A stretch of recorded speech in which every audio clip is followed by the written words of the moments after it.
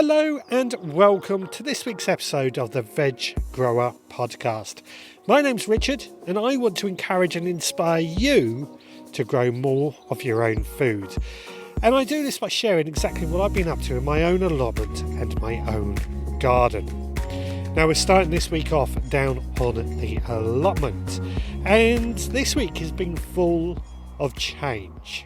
Now this starts with my personal life. As you know, I started a new job this week, and that has meant that I've been trying to figure out if I can get to the allotment on the way home from work. And at the moment, it looks like we can just about squeeze in 10, 15, maybe 20 minutes of work on the allotment on the way home from work before it gets too dark.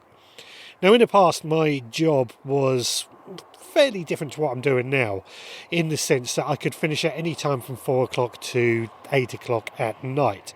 So I always made a point of stopping off at the allotment on the way home, providing it wasn't too late, and of course providing we had enough light. Light being the difficult thing, of course. Now my job has changed because I finish work at 5:15 every night, and then I've got to drive home, which usually gets me home about 5:45, which is just as the sun's starting to set. So we can just about squeeze in 20 minutes work on the allotment every day. This might just be a little bit of weeding, a little bit of watering, that sort of thing. Of course, as the evenings get lighter and lighter, we will be able to do a little bit more. But for now, the change is good, and it certainly feels like I'm really enjoying spending time on the allotment after work. For me, it's a good way to unwind after a good hard day's graft as well, and it means I come home with some good vegetables for us to cook for dinner. Now for me, the great thing about being able to visit the allotment on a daily basis is the fact that it enables me to do one of the gardening methods I talk about a lot: little and often. And what I mean by that is that by spending a little bit of time on the allotment every day, I find that it's very, very easy to keep control of an allotment. Starting weeding on a daily basis, just for a few minutes, the allotment becomes easier to look after. And because we're doing it regularly, it's easy to maintain as well. And it really does make life so much easier. So little and often is the big key. And what I also like to do is have days dedicated to certain jobs. Now, unfortunately, I couldn't do that this week because that particular job that I'm thinking of at the moment is the cutting of the grass. Now, I have grass paths on my allotment because I like the fact that I can have grass paths, and that gives me some compost material or mulch in the form of grass clippings. The trouble is that we do need to keep on top of cutting the grass, and over the winter months, especially using a battery-powered lawnmower, that does become very, very difficult because the grass tends to mulch up.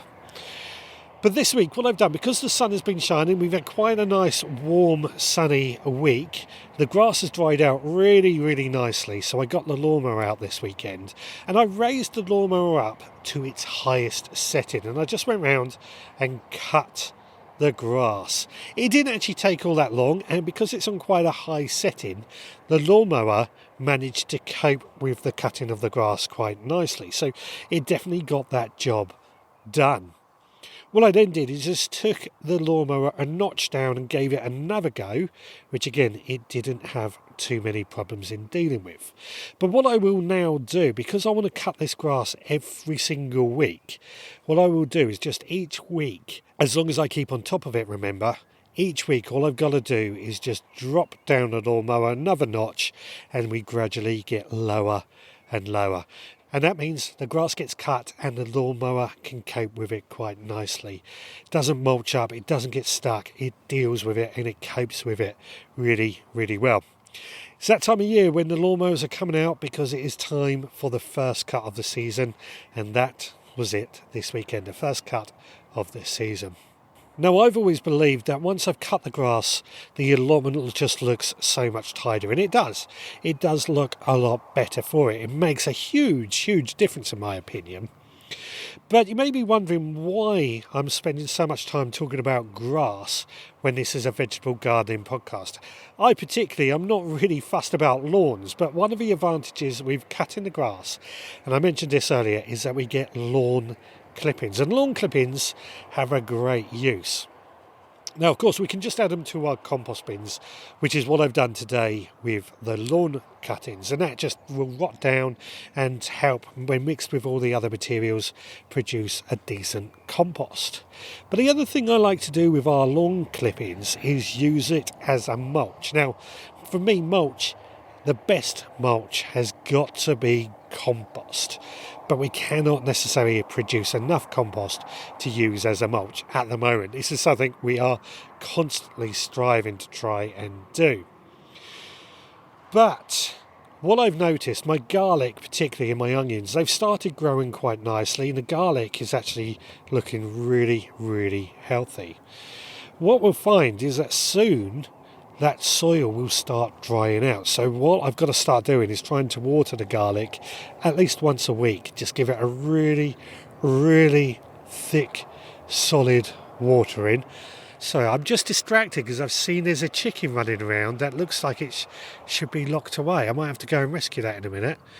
One of my neighbours has chickens on the allotment, and that has a tendency to, he lets them out and it looks like that one hasn't gone away properly. I have to go and rescue that in a minute. Anyway, what was I saying? Lawn clippings. Yeah, the garlic once we've watered the garlic well, we're going to want to lock in some of that moisture. And that means using lawn clippings as a mulch.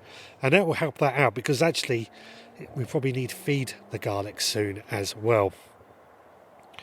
Right, well, I am going to go and rescue that chicken because I think that needs to go away. It's hanging around the entrance of its chicken coop, and I don't want it to get hit by any foxes tonight. So I think I'm going to go and rescue that chicken and do my good deed for the day. After I've done that, I'm going to head on home, and I will let you know what's going on in the garden at home. In the meantime, let's find out what's been going on in the Supporters Club this week. Well, I'm just going to interrupt this podcast quickly and ask if you would be good enough to rate and review on your podcast provider. It only takes you a few seconds, but it means the world to us. And it helps us get found by more and more people who might be interested in growing their own food. Also, it alerts me when there are any problems or anything like that. So I'm always grateful for any feedback that I get. Now, added to that, this podcast is also only able to continue running with thanks to our Supporters Club. Our Supporters Club keeps the wheels on this podcast running and moving forward, and it's a really, really big help. You can be a member of our Supporters Club for just £5 a month by heading to the veggrowerpodcast.co.uk and signing up. But in return for your membership, you also get access to extra behind-the-scenes podcasts that give you a bit of an idea what's going on here at the Veg Grower Podcast HQ. Added to that, once a month you also receive through your letterbox our monthly seed pack. And that seed pack contains our monthly mini newspaper, which gives you a few ideas of things that you could be doing in your garden throughout that month, as well as a collection of seeds that you can sow in that very month. Now, as an example, some of the seeds that you might receive as a member, this week we've been sowing some lettuce and some spinach, both of which are seeds that I've chosen to be sown throughout March. Of course, they are salad leaf crops, but they are delicious nonetheless and highly, highly recommended to sow. Now, if that is something you will be interested in, then please do head to our website, theveggrowerpodcast.co.uk, to find out more. Right, let's get back to the gardening.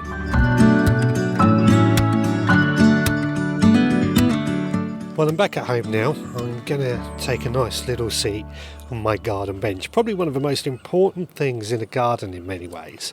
Sometimes just sitting down and looking across your garden makes all the difference. We spend all this time building, creating, tending to a garden.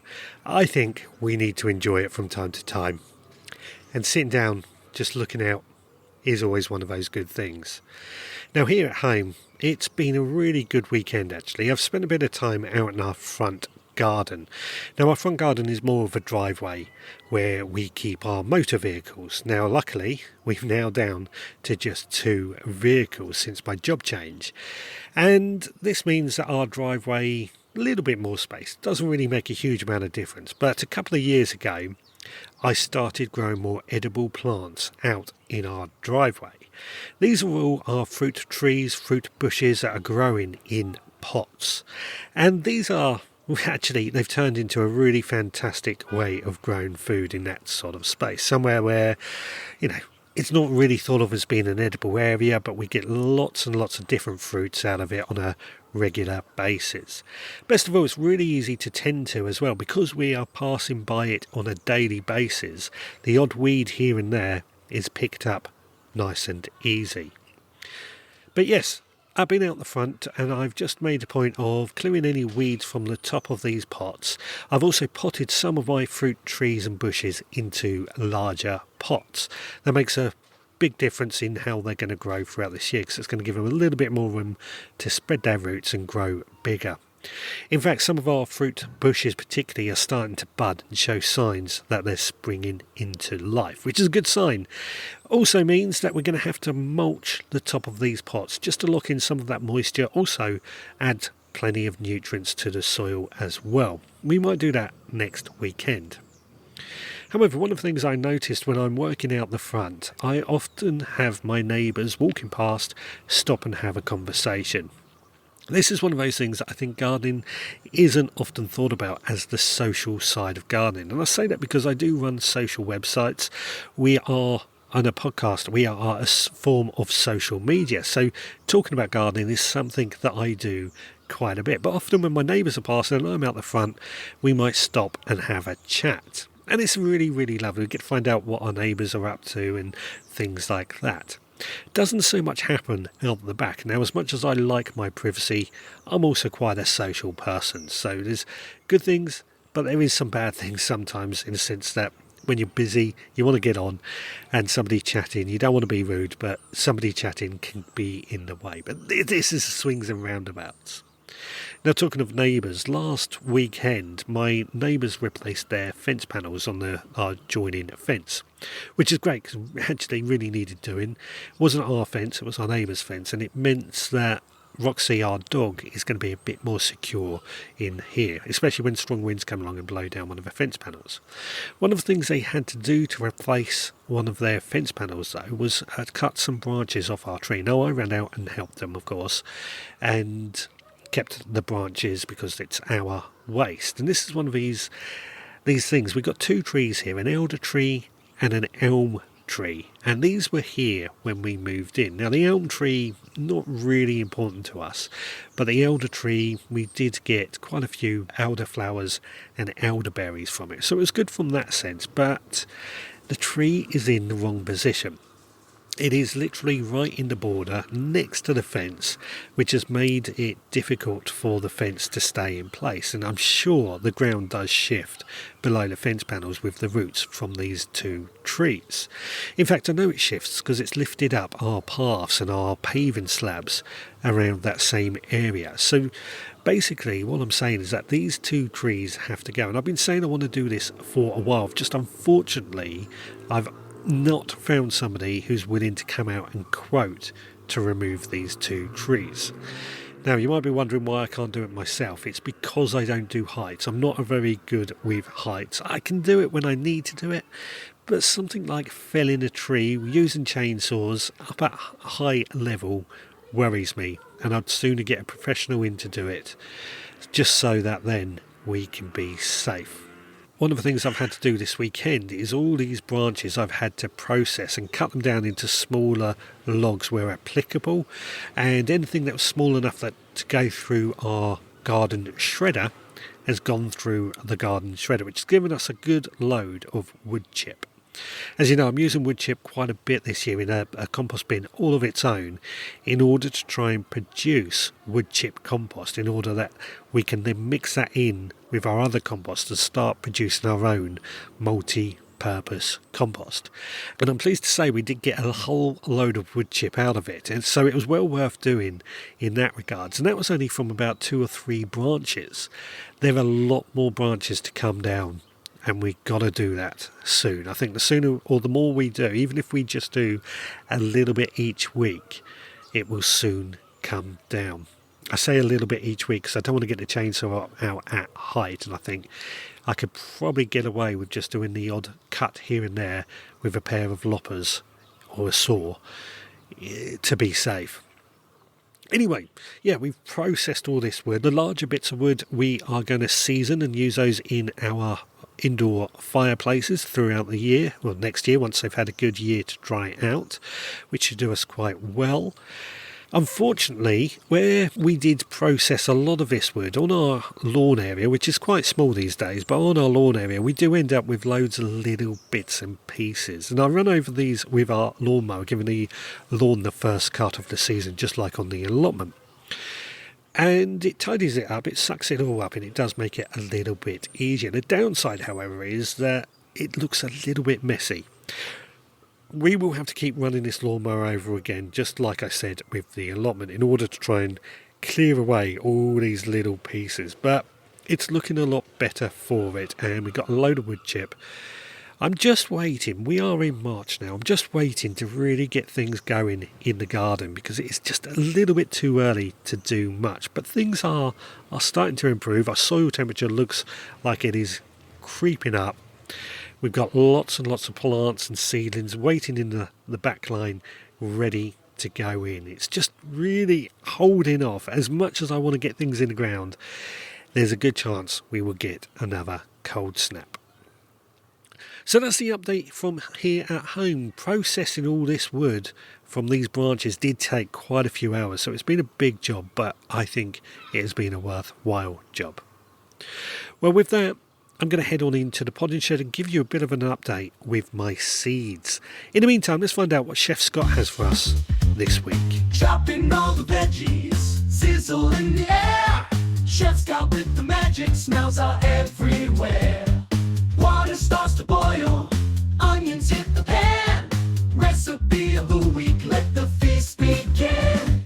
Cooking with Chef Scott, flavors come alive. Tune in every week. Hi, it's Scott here with this week's recipe, and this week we have the seed of the month recipe, and this month's seed is tomato, something I love to grow purely because homegrown tomatoes are worlds apart from shop bought, and this is because supermarket suppliers, well, they're just not growing for flavour. They will be looking for things like storage and disease resistance first, and with there being over 10,000 varieties of tomatoes available, but only a handful of varieties available in the supermarkets, it just goes to show what you will be missing out on. And with homegrown tomatoes being so flavourful, I like to keep the recipes simple and eat them in their purest form. And this week's recipe, well, it's hardly a recipe, it's more a way of eating them, and it is pan con tomate, which simply translates from Spanish to English as bread with tomato. And made with warm tomatoes straight from the vine, it cannot be beaten. So, let's head to the kitchen and hear how it's made. As usual, you can find this recipe and others on the veggrowerpodcast.co.uk and on my Instagram page, Seed to Table, Plot 13. For this recipe, you will need tomatoes fresh from the vine, plum or beef type work best, freshly sliced bread, the best you can get, something like a sourdough would be great, a peeled clove of garlic, flaky sea salt and extra virgin olive oil. Method: take the tomatoes and cut them in half, and using the biggest section on a box grater, grate the flesh side of the tomato into a bowl, so you are just left with the tomato skin to discard. Now toast the bread. Once toasted, rub with the garlic clove. Now top the toast with the grated tomato and sprinkle with a little sea salt and drizzle with the extra virgin olive oil and serve and enjoy. And that's the recipe done, and that's it from me this week. Well, I want to thank Scott once again for that absolutely lovely recipe. What amazes me sometimes is that the simpler the recipe, usually the better it tastes. And I think that's certainly safe to say that that is the case with this recipe. Brilliant stuff. Always look forward to Scott's recipe. Now, when I was on the allotment, towards the end, I mentioned about a chicken that was running around its coop, running wild, 1 in 3, which I thought I'll just give you a bit of an update about. I managed to rescue the chicken. I managed to ring the owner because his coop was locked up and there was no way I could get the chicken in.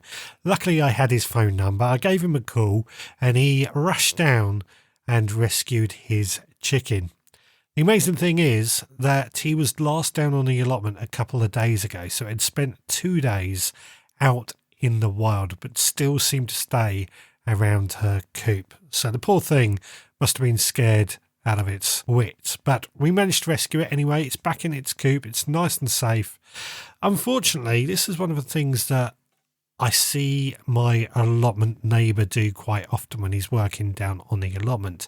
He opens the coop up and let the chickens just run out, run wild, which is something I don't think is safe because it's not like they're hemmed in inside his allotment. They can go pretty much anywhere. And there are foxes around, we know that, which may not be a problem when he's on site. But if something was to happen, like the chicken doesn't return when it's time to pack up, those foxes have got an easy meal. In fact, last year, Roxy did manage to grab one of his chickens when he did exactly that, which was my fault. Roxy shouldn't have done that, but hey ho, the chicken is safe. That is the point. Now, I wanted to give you a bit of an update with regards to seeds. So last week we actually sowed some tomato plants as our seed of the month. And I've got to say that all those seeds have germinated. They're doing really, really well, actually. They haven't quite got to the stage that they're pricking out, but they've germinated. But what I really wanted to talk about was some tomato seeds that I sowed back in January. This is a variety called Mini Bell, which is a dwarfing type of tomato. It's certainly not one of my favourites. I usually find the skin to be quite thick on these tomatoes.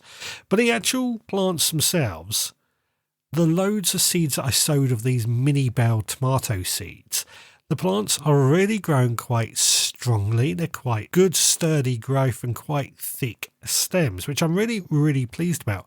Admittedly, most of these are under grow lights, so we expected them to do fairly well. But I did also plant one of these seeds inside my hydroponics kit. And this is something that I really wanted to talk about, because what I've seen with the hydroponics kit is that this tomato plant is bigger than all the other tomatoes that are grown in soil. And it's even started flowering, which is amazing in, beginning of March, maybe heading towards the middle of March. And this tomato plant is in flower, which is absolutely amazing. This is obviously down to hydroponics. It's in somewhere warm, but I think it just goes to show that we can do anything if we create the right environment for the plants. Now, that being said, I also have sown a lot of brassicas in the past, and I've noticed that these brassicas are starting to look a little bit leggy. They actually do need pricking out quite soon, potting into their own pots.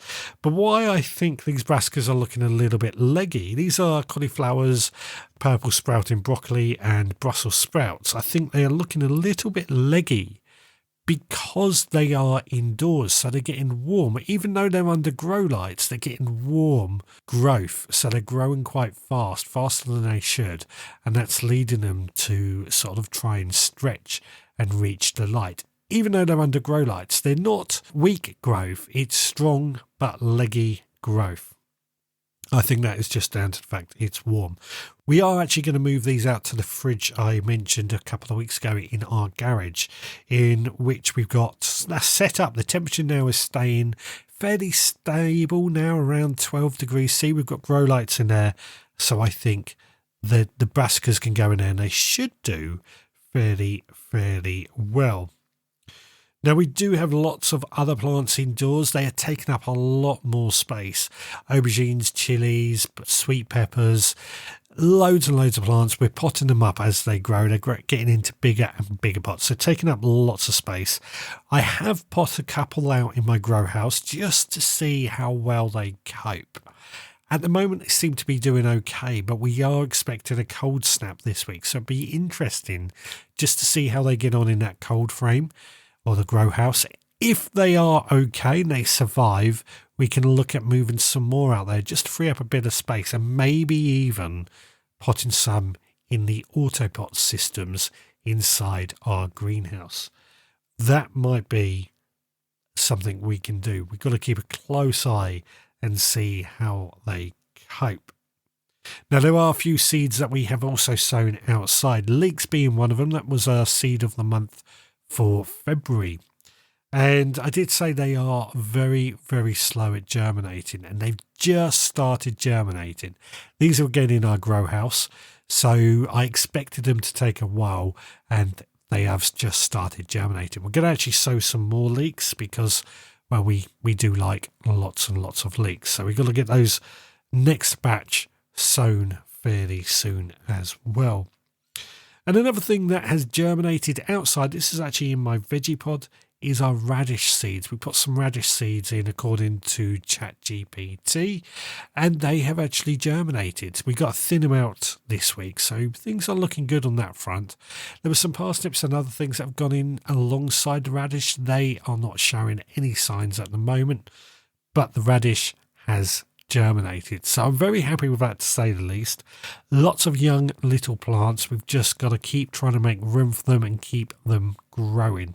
Good thing is, as I've said, now we're heading on into the middle of March, we can start using our greenhouse or our cold frames and things like that just to try and make a bit more space. But also the temperature is going to be about right for the plants to cope with in these particular areas. So, yeah. Things are going really, really well with seeds. I'm finding the ChatGPT system to be working quite well. Now, what we did is we got ChatGPT to come up with a weekly seed list of seeds that we need to sow each week. And we're sowing those seeds, and it seems to be working quite well. It's about 6 different types of seeds every single week. So it's a lot of sowing, but it seems to be working quite well. Everything it suggested does seem to have germinated. The biggest problem is the fact that we just need a lot of space for a lot of these seeds. But it's working. Well, I think that is bringing us up to the end of this week's podcast. Hope you've enjoyed it. If you have, then please consider leaving us a review on your podcast provider. Only takes you a few seconds, but it means a lot to us, and it helps us get found by more people who might be interested in growing their own food. It is very simple. Just open up your podcast app, head to the Veg Grower Podcast, and often they have the chance to leave a rate and review. Now, Lynn has left us a review from a couple of weeks ago in which she says, after listening to the podcast about grow lights, she went and ordered some more. But she also asked if I've considered putting a grow tent in my garage as another alternative. And yeah, my honest answer to that is I have considered that. It's certainly something I might look at in the future as well. Grow tents are often associated with the cannabis growers, however, so I'm a little concerned about that. But I do think it might be something we look at in the future. And if anybody doesn't know what a grow tent is, it's basically a tent with a silver lining, so light gets reflected and you can place plants in there. A grow light goes in there as well. Some of them even have the options to put CO2 going into there and things like that. So definitely something we are looking at. Just something I haven't got at the moment. Now, if you have enjoyed this podcast, you want to help keep this podcast running, then please consider becoming a member of our supporters club. Details on that at the veggrowerpodcast.co.uk. If you are visiting our website at theveggrowerpodcast.co.uk, please feel free to leave a comment on the bottom of the blog post. And also, please do leave us a voicemail. It's a great way of getting in touch and sharing a lovely little message with us. Added to that, you can also email me, richard@theveggrowerpodcast.co.uk. And on the email front, I've had an email from Martin in Belfast, and he says, "Hi Richard, loving the podcast, keep up the good work. A couple of weeks ago, you asked us to share with you the varieties of tomatoes we grow. I've attached a pic of the seeds pack of red cherry cerise variety. I grew for the first time last year with excellent results. This pack costs just 50p and they are available from the home bargains or the range stores. Excellent value for money when you see the yield of the tomatoes they bring. I cannot wait to grow them again. And he has shared a photo. These look like a lovely sort of hanging cherry tomatoes, and it does look like a lot of them. So yeah, that I've never heard of that variety, but it's certainly one that I will look into as well. So thank you very much for sending me that. Absolutely fantastic. I do love your photos, as I'm sure you are aware, and I also do love hearing from you as well. Anybody who wants to get in touch, please do send us an email. And of course, you can find me on social media. I'm on pretty much every platform. You can contact me through social media as well. I'm always open for a chat. We also do have a Facebook group, also under the Veg Grower Podcast as well. So if that's something you would be interested in joining, please do go ahead there. It's a group of like-minded people who are interested in growing their own food. And people share their tips and advice and bargains and things like that. It's a good little group, I have to say. I don't have to really do much admin for it. Right guys, with that I'm going to wrap this one up. Until next time, please take care.